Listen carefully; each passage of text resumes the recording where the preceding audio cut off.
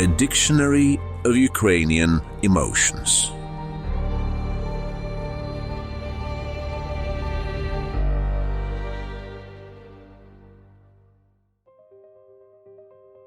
Hello, my name is John Friedman.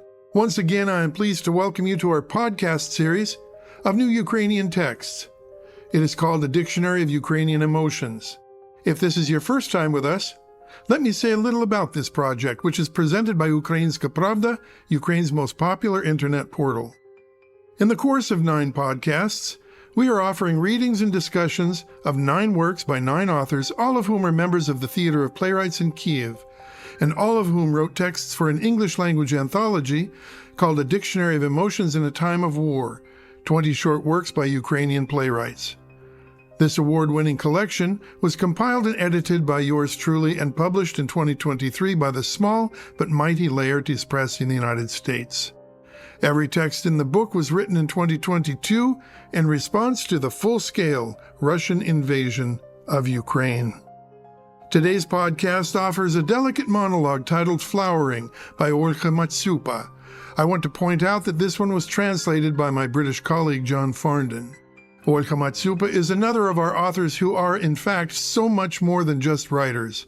Olha has also worked as a theater critic, holds a PhD in the humanities from the Ivan Franko National University of Lviv, and was the director of the Drabina International Theater Festival in Lviv from 2009 to 2011.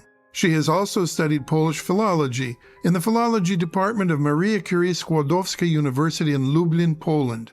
In September of 2023, she began working in the publishing department of the Workshops of Culture in Lublin, where she currently lives.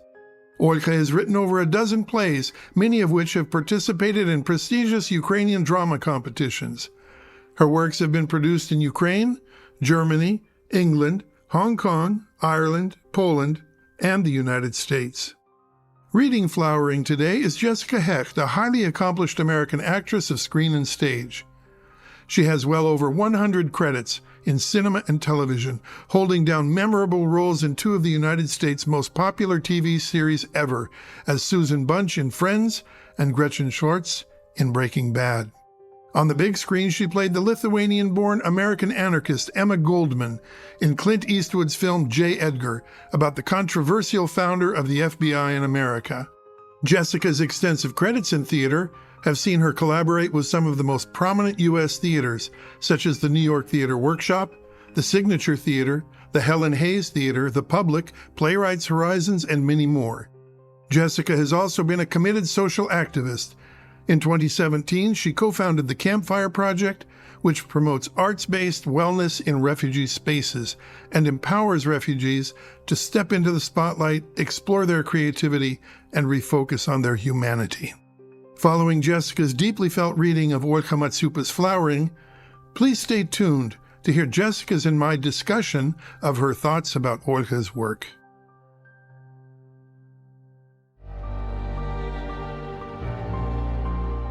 A Dictionary of Ukrainian Emotions.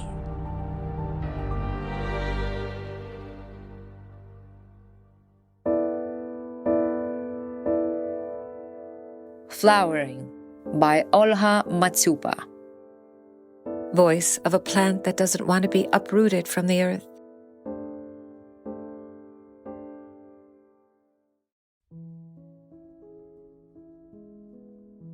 I've been to Paris, but never to Donetsk.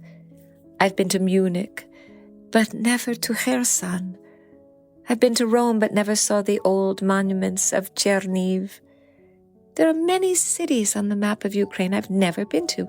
Some are already completely destroyed. I always wanted to go on a big trip around Ukraine, but kept saying, let's go to Croatia, let's go to Europe. Ukraine won't go anywhere.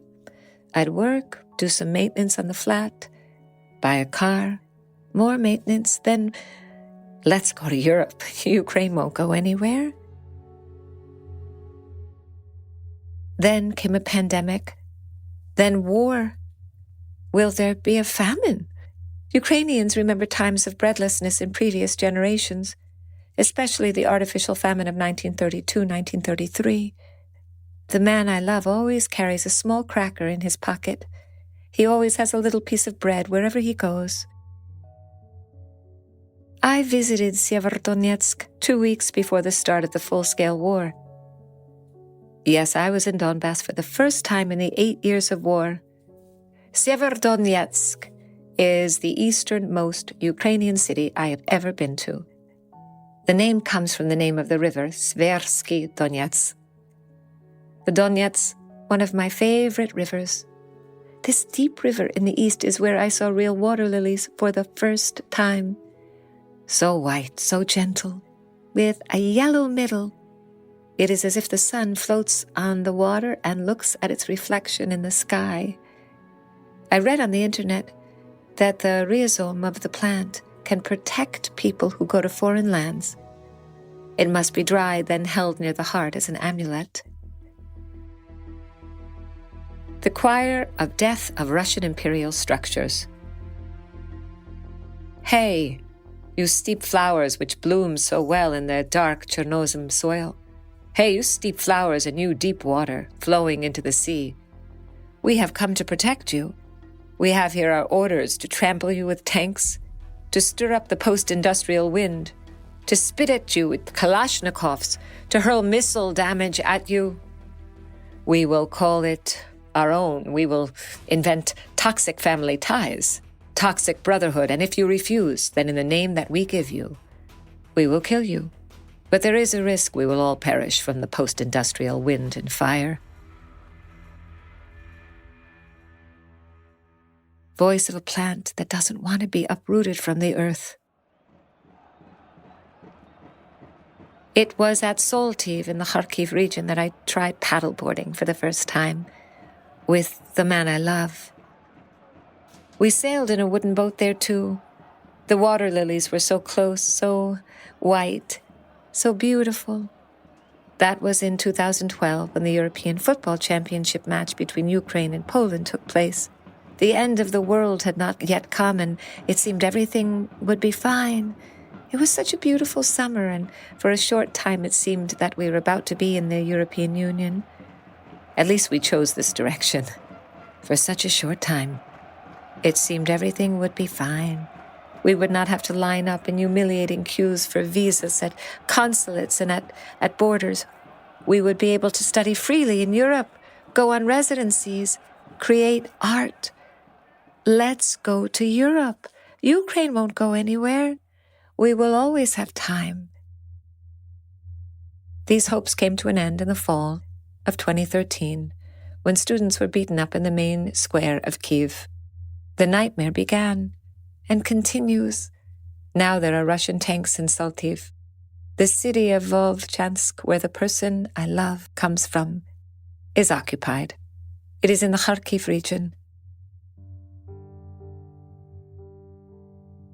The Donetsk flows from Soltiv to Donbass, and yes, I was in Donbass in Sievierodonetsk 2 weeks before the full-scale Russian invasion. It was February 12th, my father's birthday, and I was close to the line for the first time in my life. I didn't give any gift to my dad, I just congratulated him. Our family doesn't pay much attention to gifts. I had long wanted to go east. I had such an inner need, and besides, I had a theatrical premiere there.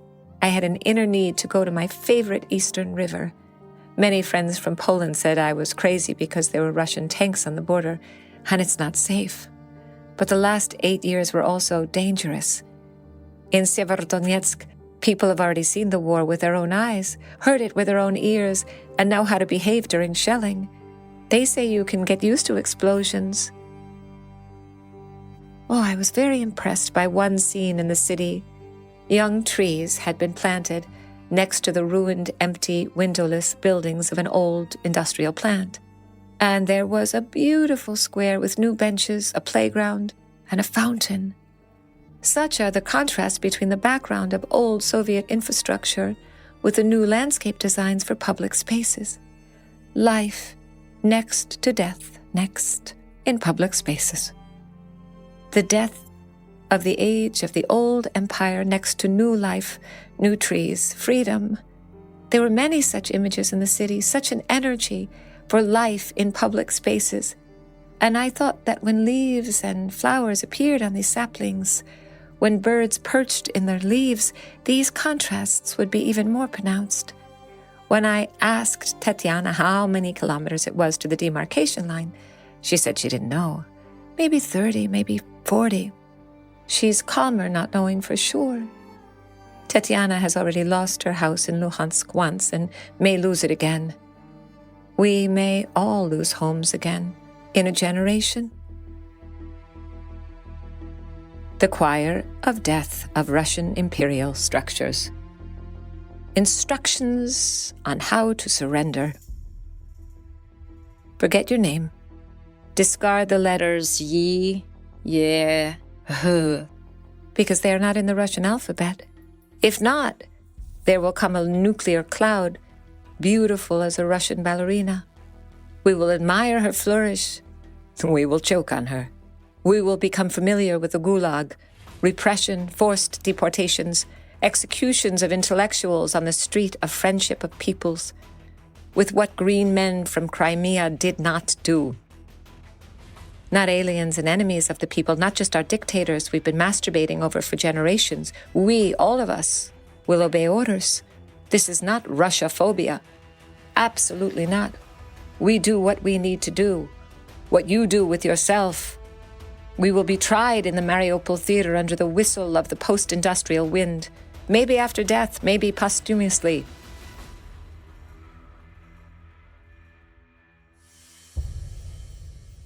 Voice of a plant that doesn't want to be uprooted from the earth.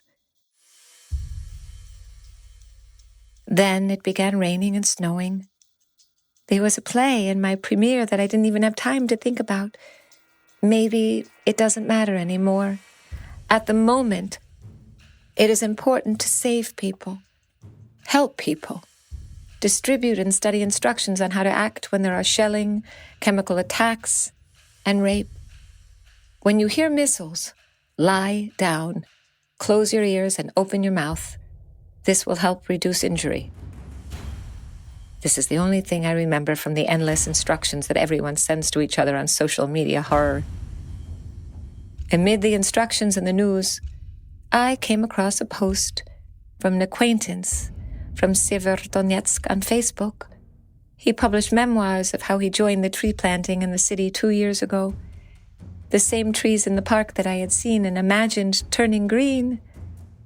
Amid the instructions and news, I also came across a Facebook post from the head of the Luhansk district state administration, Jessica Hecht, in which he published photos of fresh graves with wooden crosses from Irpin to Sievierodonetsk. He wrote, "There is a new cemetery in our district town. During the 52 days of the war, there have been more than 400 new graves.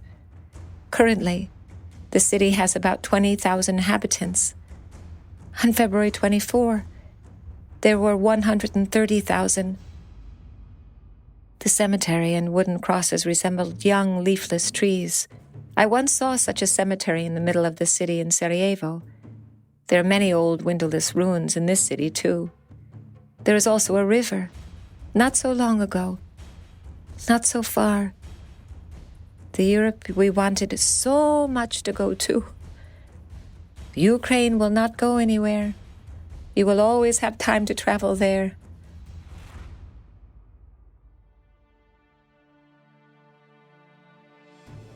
Trees are blooming.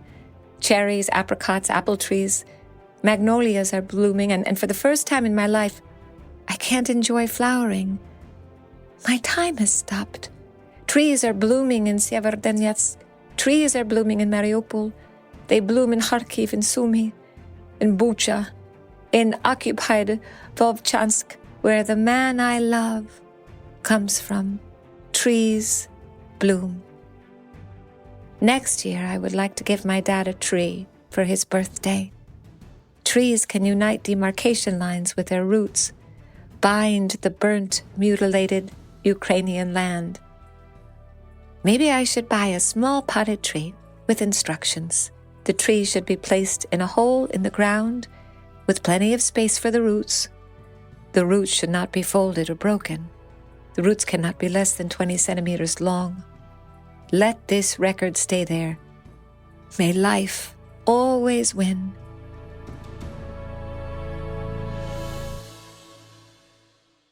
Writing this text, I realized that I have a new dream, to go to the Donetsk and look at the water lilies at Saltiv instead of going to Prague. Chuhuiv, not Oslo, through ruined Izum, not to California, to Rubizhny, not Barcelona, to Lysychansk, not Nancy, to Sievierodonetsk and Luhansk and Donetsk, not Berlin, even if there are no more cities, only water lilies. I dream of sailing along my favorite river in the east. I dream of experiencing the joy of flowers again. During the trip, I will snip a piece of water lily, rhizome, dry it, and put it in my pocket. This flower, like the reflection of the sun, like the reflection of the heart, will protect me wherever I go. Strange dreams come in times of war.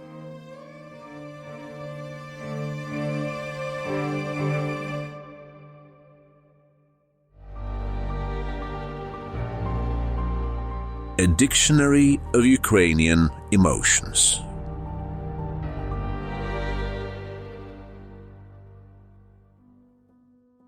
Jessica Hecht, hello. It's nice to get together with you.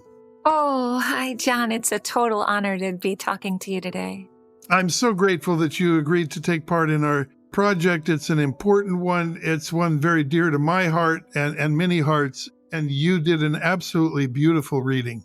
Oh, it was an extraordinary piece, and it's so unique, the style in which Olha was writing. It's very meaningful for me because I love plays so much, and I think this kind of writing that you're seeing from the Ukrainian playwrights and from playwrights from other cultures is complex in a way that I'm always privy to or gifted with. So this was really a prize piece. You know, I was thinking about the fact that you do this incredible work with your campfire project, working with refugees. Yeah. And I'm just wondering if, as you were going through this piece, were you reconnecting in your mind with work that you've done with refugees in the Campfire Project? Oh, that's such a thoughtful question. I did reconnect because, first of all, when you're doing this kind of wellness-based artwork, which is the only way we can sort of define it, which is the Campfire Project essentially goes into refugee camps or settlements where people who are, fleeing conflict have collected and often are staying for a long period of time. And we're trying to use this work, whether it be playwriting or acting or dance or songwriting, to have people anchor their memories of what home means.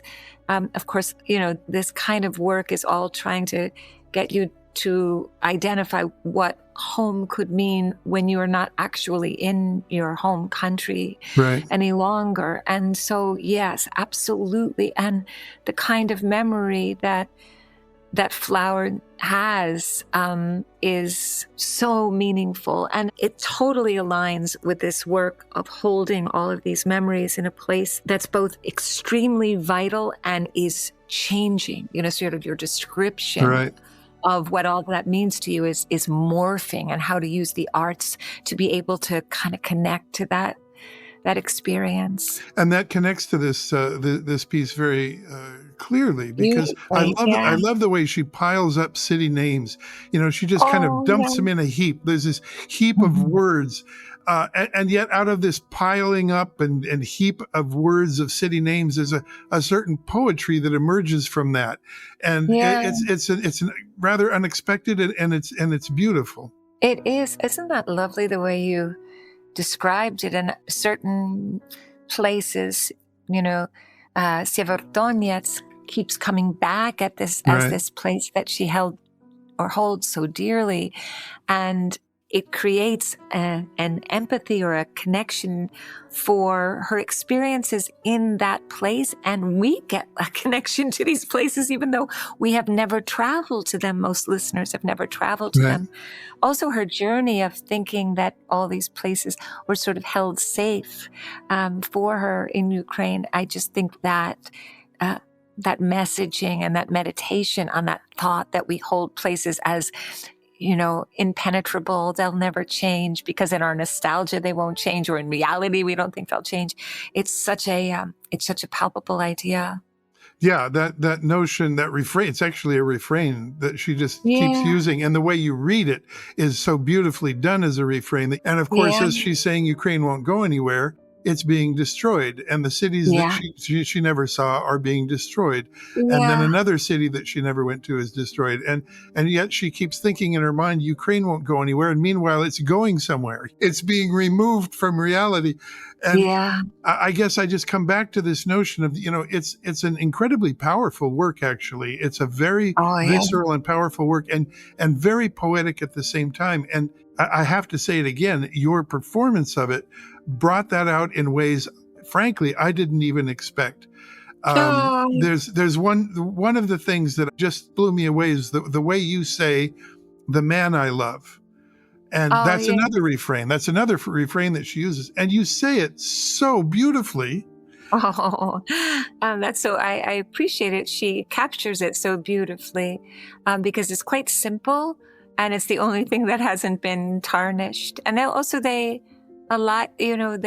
has this very poetic and gentle identity as someone who understands history, because she connects the fact that he recalls the famine by keeping a little piece of, whether or not he actually recalls it is, to be decided by the listener, but that he has an awareness of protecting both himself and her from hunger by having this ritual of keeping a little cracker in his pocket, which is such a beautiful thing. And so he's somebody who holds their history in his being. And he's such a protected identity that I sort of, just reading it didn't take much to recognize that you sort of had to put those lines that relate to him in a little protected place. There's an actor that I once worked with years ago who said there's some lines that you have to put a little bowl over, a little glass bowl, so that no one messes with them. Like when you're getting directed, sometimes the director can hear something that they want you to shift into some sort of dramatic form. And sometimes you as an actor just say, no, those lines, that sentence has a bowl over it, and I'm not going to move it at this point. And I thought, that's sort of representative of what the lines about her. That's an absolutely beautiful description. I love the notion of a protected, I've forgotten actually now what you said, a protected character or protected identity. But and then the notion of putting a bowl over them, that's just absolutely beautiful. And you do that. Yeah, she described it. She said, when I was little, I grew up in a house with a lot of people. And I early on, I had a little bowl where they would put my breakfast. And if there was something I wanted to save, because we didn't have, a ton of food, if there was something I wanted to save in the fridge, my mom would always recognize this bowl of mine. And so if it was like a little something sweet and I didn't want to eat it, but I knew that I was going to have it when I got home or save it for some time, that bowl was mine. And I was like, oh my God, that's such a great image. Yeah. Yeah, that is beautiful. And continuing the discussion of the poetic nature of Olga, of Olga's work. You notice that there are two segments that are actually written as verse. And those two segments are about death and destruction. Yeah. It's fascinating the way she flipped the switch, if you will. One might expect her to write about the beauties of Ukraine and her memories of Ukraine and her impressions of Ukraine in a poetic fashion. I mean, she does write about them in a poetic fashion, but in prose, not in poetry. And the two pieces written in poetry are about the Right. invading Russian army and death and destruction. Yeah, yeah.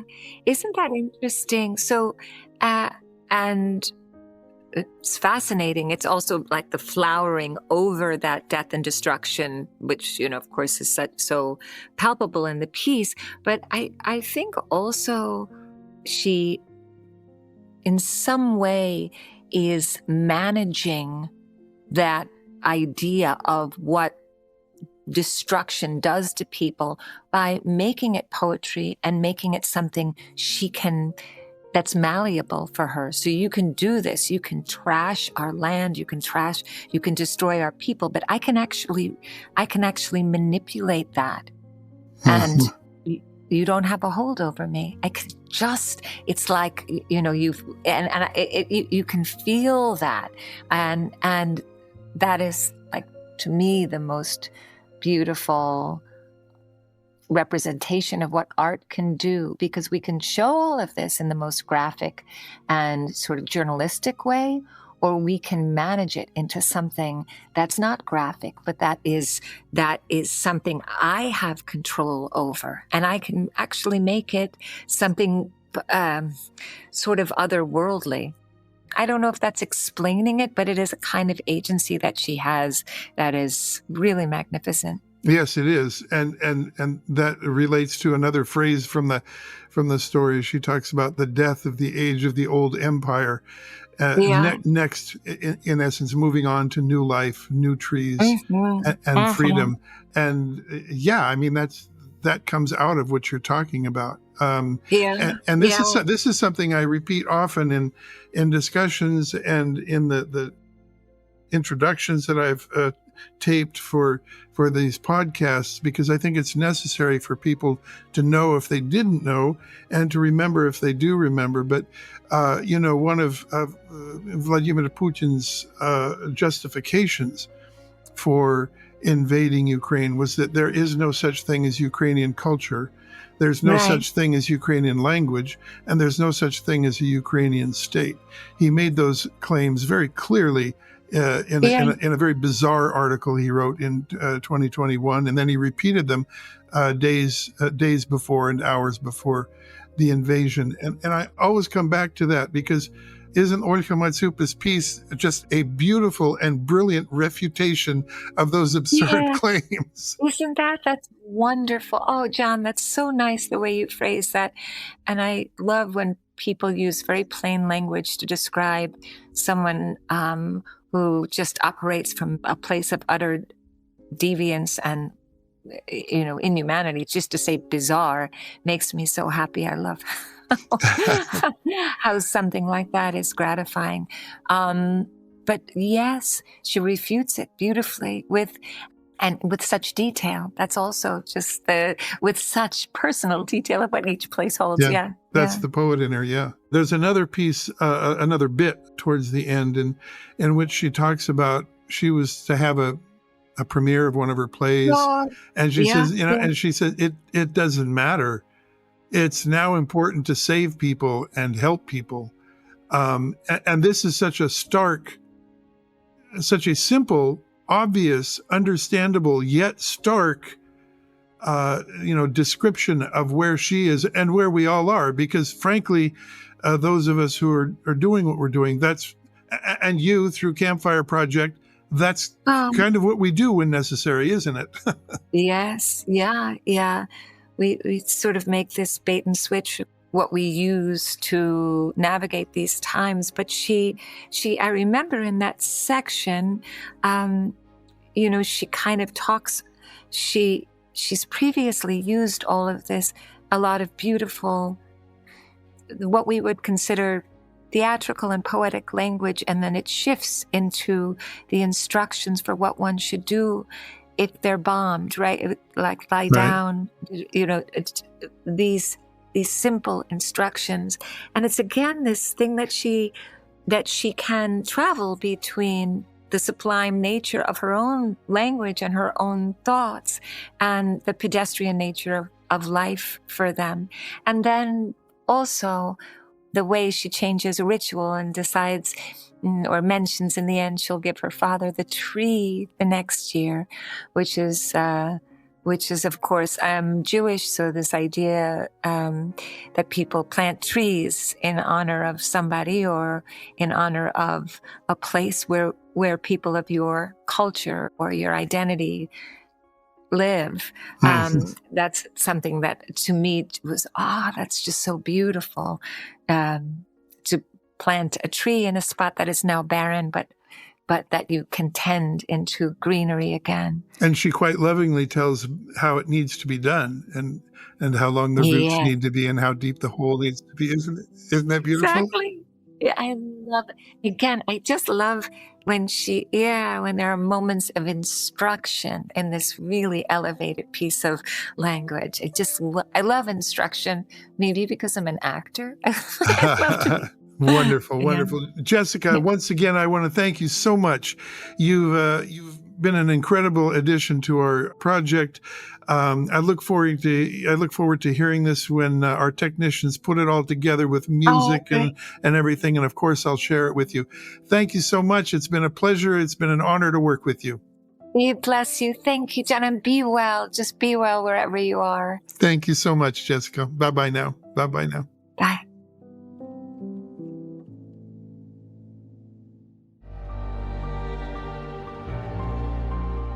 A Dictionary of Ukrainian Emotions.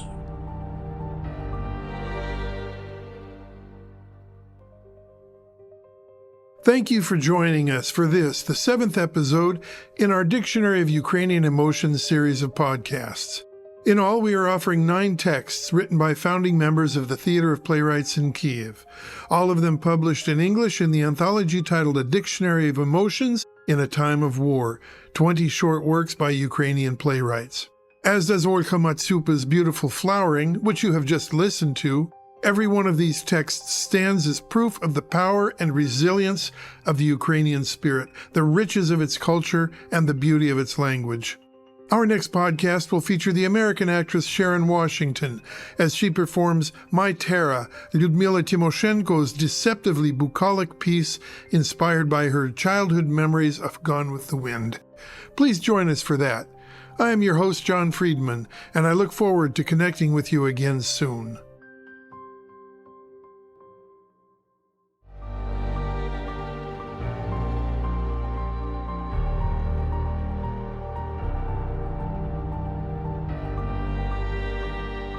A Dictionary of Ukrainian Emotions.